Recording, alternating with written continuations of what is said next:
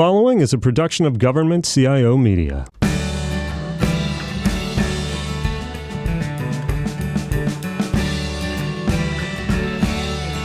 Hello and welcome to GovCast. My name is Amanda Ziede, your host and reporter with Government CIO Media. Today I'm joined by Sezin Palmer, Mission Area Executive for National Health for the Johns Hopkins University Applied Physics Lab. Thank you so much for joining us today. Thank you so much for having me. I'm really excited to be here, and I look forward to our conversation. Before we get into what exactly it is you're doing at the Applied Physics Lab, I want to talk a little bit about how you got there. I read on your LinkedIn that you received a bachelor's in electrical engineering from the University of Maryland and also a master's from Johns Hopkins in electrical engineering. I wanted to start by asking if going to college for electrical engineering, was that the goal always to help solve these complex healthcare issues with engineering? Was it always a particular passion area for you? It wasn't at all. When I first went to college and decided to major in electrical engineering, I really had no idea what I wanted to do. I just knew that I really liked math and science. And so as, advisors and parents and others were trying to guide me, they steered me toward electrical engineering. And I was like, okay, sure, that sounds good. And then probably about halfway through college, I really enjoyed my signal processing classes.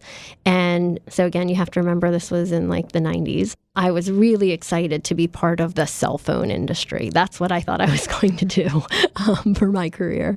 And then I actually got an internship at the Naval Research Lab. So I'd applied to a bunch of places because I was really nervous about making sure I had a job when I graduated. And the Naval Research Lab was the first one to reach out. And so I ended up doing an internship there where I started getting more involved in Navy work. And then from there, I decided that I really wanted a career focused on government service and helping to improve national security and things like that. And then I ended up at the Central Intelligence Agency doing analysis, and I loved that job. So it was sort of like I meandered my way into where I ended up spending actually most of my career, which was working for the Navy in submarine warfare and anti-submarine warfare. It was a long, circuitous path to get to where I am now, which is healthcare.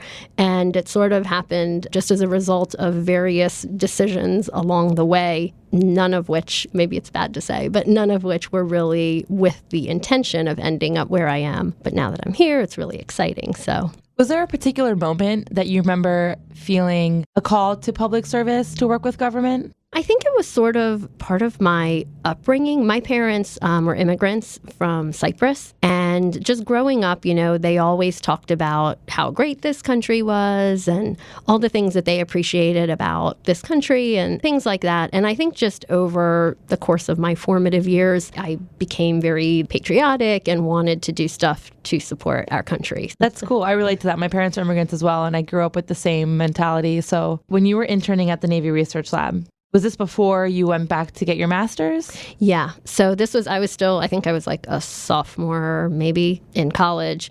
And I was doing acoustic signal processing. So NRL is more of a basic research organization. So we would have C-test data and come back and do analysis on that data. And so that's what I was doing. So I was basically writing code and processing data and looking to gain insights into how sound propagated through the ocean and what some of the factors were that impacted how the sound propagates. You were like, I need more of this, so I need a master's in the same thing. No, actually, I really did not like that job. So I was freaking out at that point because I was like, oh my God, I'm getting this degree and I actually hate doing this work, which is why I actually ended up applying to CIA. I applied lots of places, but then they finally got around to calling me back. And then when I went there, it was super cool and exciting to even be able to work there, which was, the draw at that time. But when I got there, the work was actually analysis. And I found that I really liked that. So it was kind of leveraging what I knew in terms of my technical background and degree, but applying it to bigger picture kinds of problems and trying to get insights by analysis. And I found that was something I really enjoyed. What was the climate like when you were at the CIA? Can you say what you were working on or what kinds of analysis you were doing? So I was looking at naval systems. That's probably what I can say. The environment, it was interesting because at first, of course, you walk in and you're like, oh my God, I'm at the CIA, But after a few months, it's sort of like, a job, but it was great. I mean, everybody was wonderful. It was a great organization, and I really enjoyed it. It was also at the time when they were sort of coming out from behind the shadows, and so it was okay to say that you worked at CIA and stuff like that. It was cool. It was a great experience. I learned a ton, and I worked with some great people, and it was just, after a few years, I thought, okay, I don't want to, I was only like 25 or something. And I thought, I'm not sure I want to be like in intelligence the rest of my life. So I thought, maybe I'll try something else. And then that's when I had actually been working with some people at the Applied Physics Laboratory.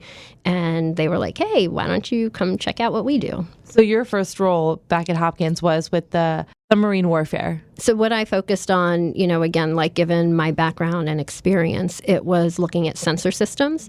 And so that was one of the first projects I worked on, was that our platforms had sufficient capability to see what's going on around them when they're under the water. Were you able to see any of the work you were doing working in real time? We actually do studies, but then we also build systems and we deploy systems, and then we go out to sea and test systems. So you actually do get to see the impact of the work that you're doing. And you've been at APL since? Yep, 18 and a half years. Wow. It's crazy. How did that role evolve to your current position working on the health end? My first about 13 years at the lab, I was working with the Navy in the areas that we just talked about. And then again, I got to a point in my career where I felt like, wow, I've been doing this a long time. It was really rewarding, and I had the great fortune of developing some really awesome relationships with the Navy, and with others in the community. I didn't really want to leave, but at the same time, I wanted to try something different. Fortunately, APL does a lot of work across a broad spectrum of missions. So I was able to kind of dip my foot in the pool in another area of APL as opposed to having to leave and go somewhere else. So I ended up shifting over to our research area and running some of our programs focused on robotics and autonomy. It turned out to be a relatively short duration focused in that area, because shortly thereafter, the laboratory made this strategic decision to take what were kind of opportunistic projects in health and medicine. As a result of our relationship with Johns Hopkins, there were a number of collaborations across the lab in this area, but it wasn't like a strategic thrust for the organization. But a few years ago, the decision was made to kind of take a more focused approach and pull together various activities that had been going on around the lab and stand up a full business unit focused on health. And so at that time, I shifted over from what I was doing on the research side to lead our work on the health side. And what we're trying to do there, basically bring an engineering perspective to health and medicine. And so that's where, having the background of being an engineer and working in an engineering organization, it's sort of taking a different approach than has traditionally been taken in this field.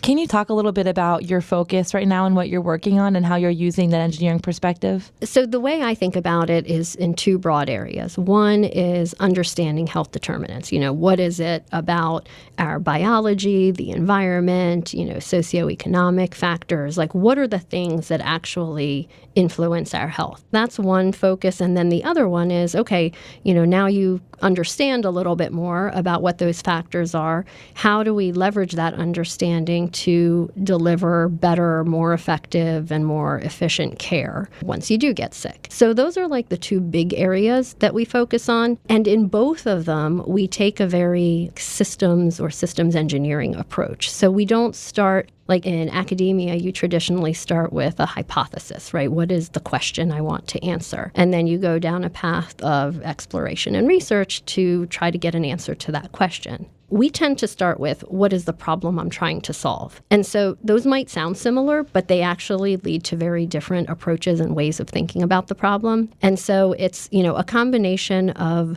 the approach and this systems engineering approach to problems, but also then leveraging, people with deep expertise in things like sensor systems and signal processing and data analytics and modeling and simulation, so bringing those kinds of capabilities to bear on those types of problems. Is there a particular problem that you're working on right now? There are many.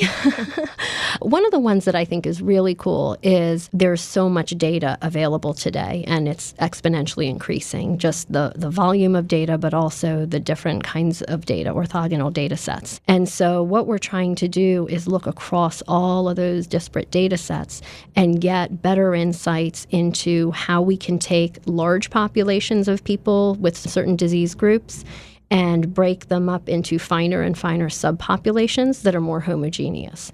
So, if you say diabetes, right, there are lots of factors and there are lots of people who have diabetes, and their prognosis and progression over time, as well as their response to different kinds of treatment options or medications, might be varied. But if we can figure out why it is that certain subgroups respond a certain way or progress a certain way, and we can identify those characteristics and group them, then, when new patient X comes in and you make some measurements about this patient, you can compare it to those subgroups and say, hey, you're most like this subgroup. Therefore, these are the things we should focus on, or these are the things that, need to be addressed most urgently. It's a really exciting project. Of course, it's a great honor to be partnered with Johns Hopkins Medicine in this space. So we have a lot of fun working on this and are excited about the possibilities in terms of how this can help improve patient care. And I may just be thinking of engineering in its traditional sense, but how is it applied in this kind of research? Sensor development is a big thing that we do and expertise that we have. So, for example, something that's important to lots of people in health, but particularly the military, is neurological health, TBI, post-traumatic stress disorder, those kinds of things, right? They're a big deal in the military. And despite millions and millions, probably billions of dollars being invested into understanding some of the causes and treatments and all those things, there's a lot we don't know. So one of the things that we're trying to do is look at whether developing new sensors that can make different types of measurements of what's going on in the brain might be able to help. And so we've developed an optics-based system that's non-invasive, but we're already measuring different signals that nobody's ever seen before. And so we're trying to understand, what are these signals? What do they mean? And can we correlate them to activity that will give us more insight into what's going on in the brain? And then, of course, as we talked about, the data analytics is huge. There's just so much out there. And as an organization and some of the other mission areas that we work, we've done extensive work for decades in data analytics over large and disparate data sets. And so leveraging that expertise and applying it now to health and medical data, we believe is going to help glean new insights that will be valuable for patient care. Yeah, and it seems like the further-reaching implications of these sensors that you're building can go much further than what their current use case is for. Yeah, 10-plus year out vision is that people don't have to go to the hospital anymore or don't have to leave their home to either find out if there's anything wrong with them or what's wrong with them or what they should do about it. So this idea of accessible, affordable care anytime, anywhere, like that's sort of what we talk about. And the way we envision it is get up in the morning and you go brush your teeth, and, whether it's the mirror or the toothbrush or, just these things that you interact with daily are all sensorized to give you insights into your health. I mean, we already see it with the Apple Watch and Fitbits, right? So there's all kinds of data that is currently being collected that is being used to help inform your health. You can even do an echocardiogram, using an app right on the watch. So there's all sorts of things that are already available today. So to think about where that's going and the possibilities in the future is really exciting. We think that sort of engineered vision of the future of health makes a lot of sense and is something that we should be striving for. So I know APL works with agencies, the DoD, the intelligence community, NASA. Do they bring a problem set that they need help with to APL? And is that how the partnership works? Yeah, that's a great question. So it works a few ways. So one is definitely, as a university-affiliated research center, is to be there as a resource to the government and to be able to provide them that trusted, objective guidance and support. And so sometimes they say, hey, we have this really big problem and we need help with it. And then, we will come in and bring the right people together to try to address those problems. The other thing that we're supposed to be doing, and I think we do a pretty good job of, is be kind of a strategic partner and help guide even some of the thought process in terms of where things might be going. So even if they haven't said this is a particular problem, if we can anticipate that, there might be a problem or that there's some new capability or technology or potential capability that could be developed to maybe come at the problem from a different way or anticipate, a problem differently, that's also another way. So it's sort of like we're certainly responsive to questions and problems that come to us, but then we also try to look ahead to the possibilities based on our technical expertise and then bring those back to our government sponsors and say, hey, you might want to think about this. I wanted to ask if there's any kinds of, through your long educational and professional career in STEM, any cultural, technological, bureaucratic challenges that you faced along the way that you're still facing or you had to overcome? I guess I would say certainly being a young woman working in the submarine world. Again, this was back before women were allowed on submarines. That's something that... Oh, wow. Yeah, so it's been maybe in the last 10 years that has changed. That. Yeah, so now women can serve on submarines. But back when I started working in this space, they could not. I was usually the only or maybe one of two women in a room full of men who had either, served aboard submarines or, certainly had some connection with the Navy. So that was, it was interesting because it's not something that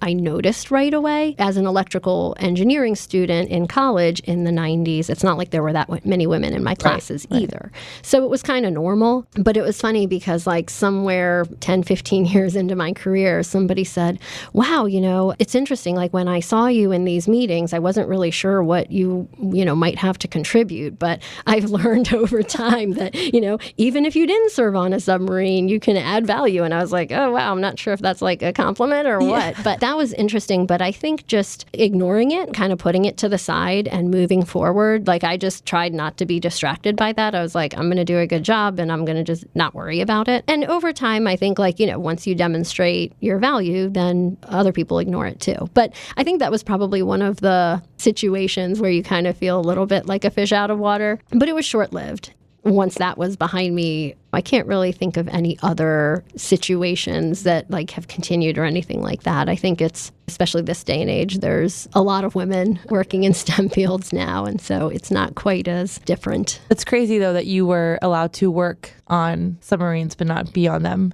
Right, we could be on them as the scientists. So if we were working on a system, they'd have to get all these special exceptions and things like that so that we could actually go on board to do whatever we needed to do. But women couldn't serve on submarines. And I mean, it's sort of, well, I won't get into all the details, but I mean, there were some reasons that you thought, okay, I guess that kind of makes sense. I mean, you have to share beds, hot bunking, and you're in these close quarters, and it's not like they have dozens of restrooms and things like that. So, you could kind of see from a practical standpoint why it would have been hard, but if it's important, you can make it happen, and they did.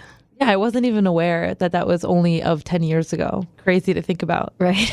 Because no one talks about that. No one talks about the gender gap on submarines. I've never heard of that discussion. Yeah. Thank you for enlightening us. That's something I want to look into right now. Right. My sister was an electrical engineer at Maryland as well, and she would talk about some of the disparities in the classroom. And so it's crazy to think it still goes on, but it's good to hear that from your perspective, things have changed over the years. If anything, I kind of see way more focus now on girls and women in STEM, and it's everywhere you look. That's all really positive. But, when I see younger people coming into the workforce now, it does seem pretty balanced. That's really positive and a good sign. Yeah, I wonder what these men on these submarines, I wonder if they knew that the people keeping them alive while they were under there.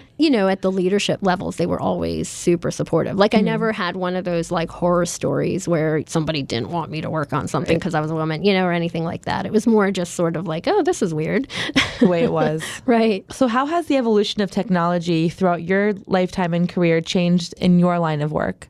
To me, the biggest change, and I feel like a dinosaur when I say things like this, but when I was starting off, computer scientists were people who worked on computers, and electrical engineers were people who wrote code to run on computers. These fields focused on data analytics and artificial intelligence and robotics. Those were all things that evolved over the last couple decades. I mean, sure, that research and that focus was going on in pockets, but it wasn't to the extent that it is today, and it wasn't so broad and far-reaching. So the fact that we have, again, so much more computing capability, so much more data, and just the fact that we now understand so much more about what things computers do well versus what things humans do well, we're able to better utilize that technology and bring it to bear to add things like human-like capabilities to platforms, whether they're human-like platforms or not, as well as develop algorithms that can help humans. I know part of the discussion when we talk about AI and its role in life, there's always this discussion about it taking people's jobs and, changing everything. You can identify some jobs where that may happen down the road, but I think the much more near-term and realistic thing is that it's going to help people do their jobs better, more effectively, more efficiently. And so, when we talk about AI in healthcare, I think of it almost like decision support. So like you have clinicians and you have researchers and they're struggling to look at multidimensional data sets. I mean, they're huge.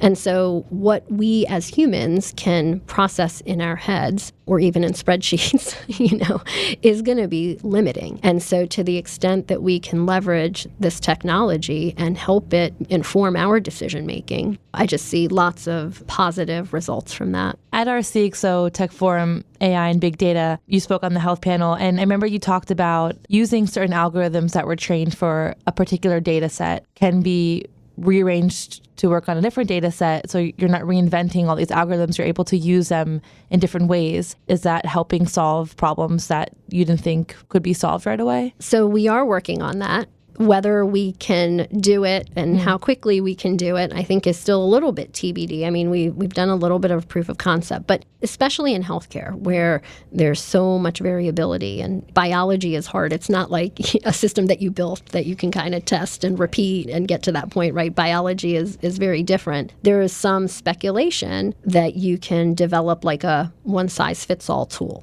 I don't think that's going to be possible anytime soon. But when you get to kind of a little bit finer resolution, one of the areas that we've started focusing on is natural language processing. There's so much either handwritten notes or just free-form text in electronic health records. It's hard to glean the useful data out of that unstructured form and use it and combine it with other data sets to get new insights.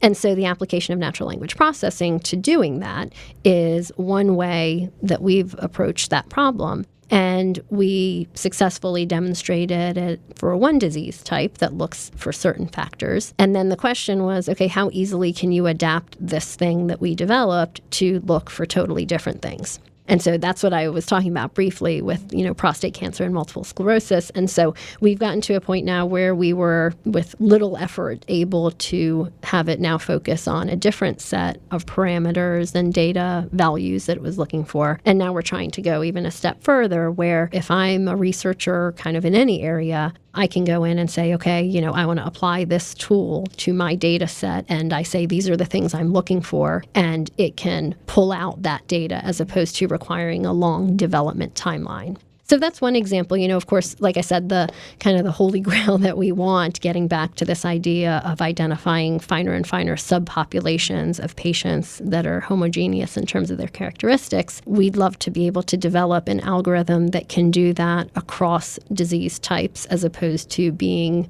very highly tuned and specific to each disease. How generalizable it'll be and, how effectively it'll work across all those different data sets, a big TBD there. Right, yeah. But that's what we're working toward. In your 18 years at APL, what has been the coolest problem set you've been able to work on? The first thing that comes to mind is define what you mean by work on. Because I spent the first several years like very much, hands-on working on actual programming or building models or running models. But then the last decade or so has been more kind of in leading and guiding and overseeing. So if you count all of that as work on, I have to say that I think the coolest thing has been this non-invasive optical imaging sensor that I mentioned. And I think the reason I think it's so cool is because there's so much information about the brain that we just don't know.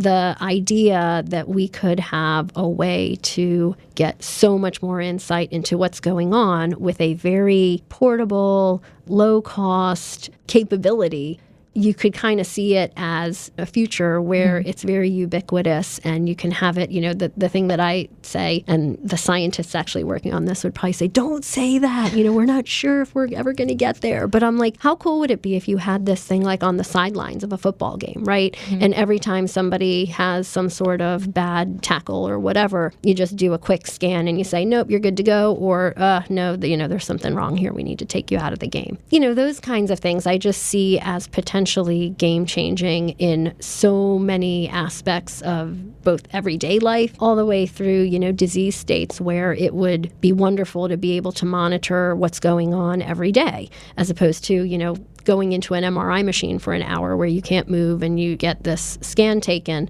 but that's not something you can repeat on a daily basis or anything like that. So, this idea of creating new ways to glean new insights into what's going on in the brain is really exciting to me. These sensors aren't something you put on your body. It's a scan? So think of it almost like a cap. So Okay, it is gotcha. like it would go on your head, but it doesn't go in your head. I was thinking like Black Mirror where you touch your temples and you can see. Yeah, that would It's be not that really cool futuristic. too. So kind of along those lines, in 10, 20 years, you mentioned the goal is so that patients no longer have to go to a medical facility to receive great care. If you had a magic wand, is that the one thing right now you could just fix in healthcare with the technologies, the full potential of the technologies available, or the ones you've seen coming in the future? I would back up and say before they're a patient, so just every day, like right now, I'd like to know, like, do I have tiny microscopic tumor starting somewhere? Or am I showing signs that in 3 or 4 days I might be coming down with a cold?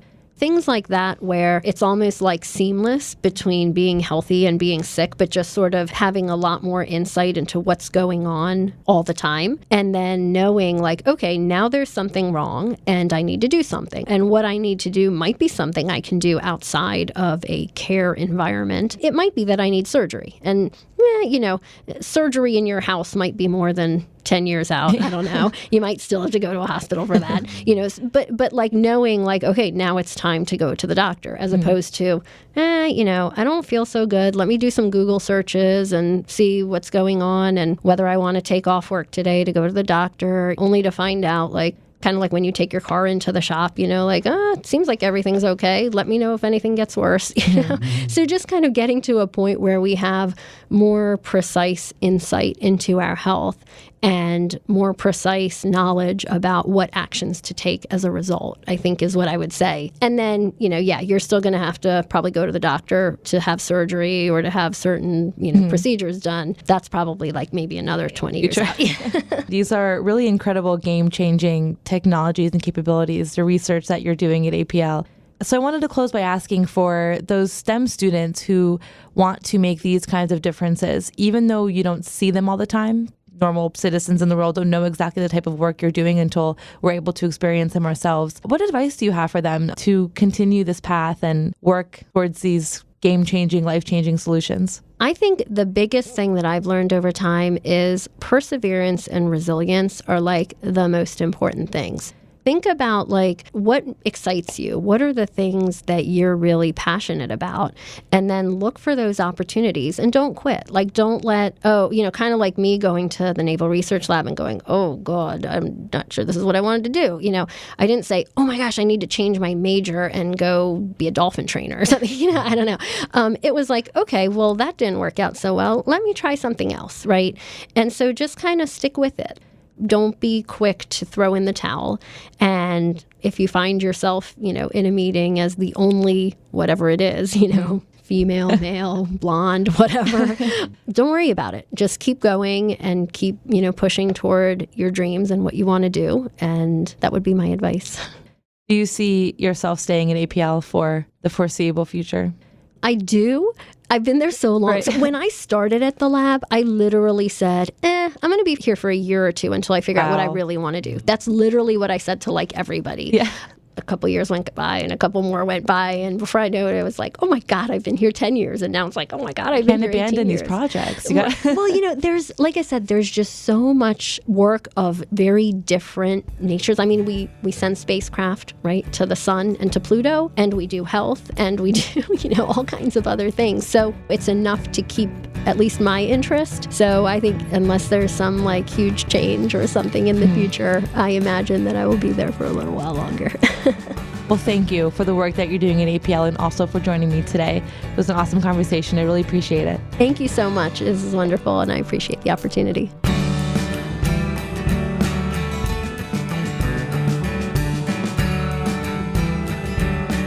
This week's episode is supported by Lumina.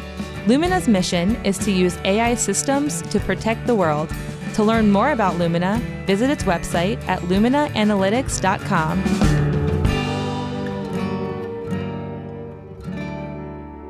What an insightful and truly educational conversation with Sezin. It's not every day you get to learn about the problem sets and projects that scientists and researchers are working on in a physics laboratory. The optical sensors being developed to read neurotransmitters and learn more about what goes on in the brain is really fascinating and have so many real-world implications. I hope to see that technology one day, like Sezin said, on the side of a football field. And her journey to APL and in APL was so motivating. The fact that she worked on submarine warfare, making sure they were safe enough during a time that women weren't even allowed to be on submarines, is really amazing. Her perspectives and stories were eye-opening, and the work she's doing is truly changing lives. So thank you all for joining us today on GovCast. Make sure to subscribe and follow us on Twitter at GCIO Media. I'm your host, Amanda Ziede. See you next time. GovCast is a production of Government CIO Media. It's produced and edited by Rob Ford. Our theme music is provided by Big Hoax. Our executive producer is Michael Hoffman. If you're interested in sponsoring GovCast, you can email Andy Andrews at randrews@governmentcio.com.